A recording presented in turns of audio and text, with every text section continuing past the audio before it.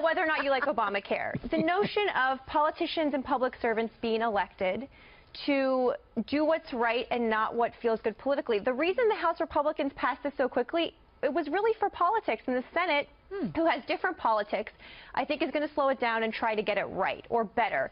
So forget what you think about President Obama. He last night didn't mention President Trump.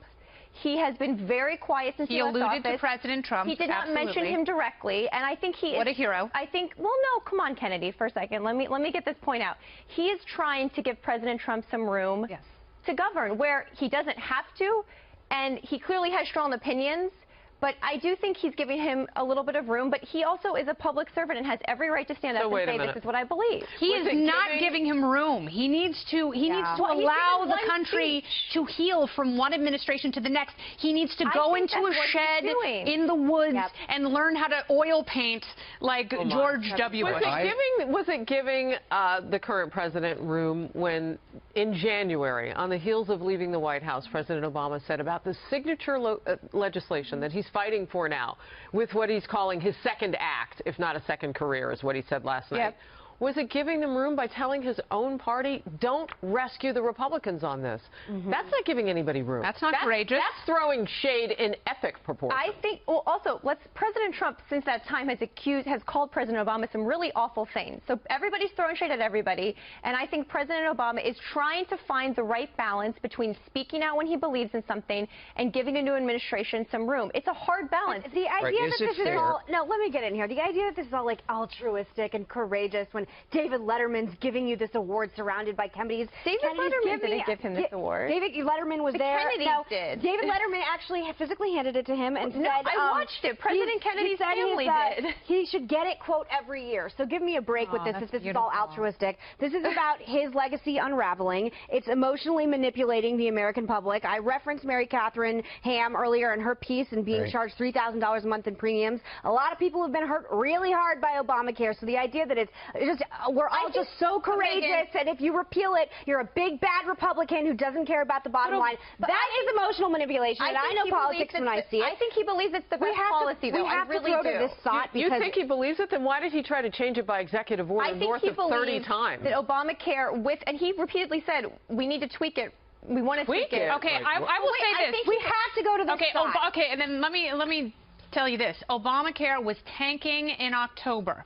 That's why Donald Trump became president, thanks in large part to Jonathan Gruber, the architect of Obamacare, who had this to say to Chris Wallace.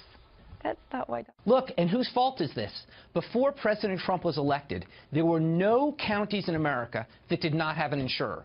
Since President Trump's been elected and massively... Wait. You're going to blame the problems with Obamacare on President Trump? We had a situation under Obamacare where there was a one-time premium increase last year that made up for the fact that insurers massively underpriced in the first 2 years. Then you have a president who comes in, undercuts open enrollment, doesn't honor the obligations this law makes to insurers. All right.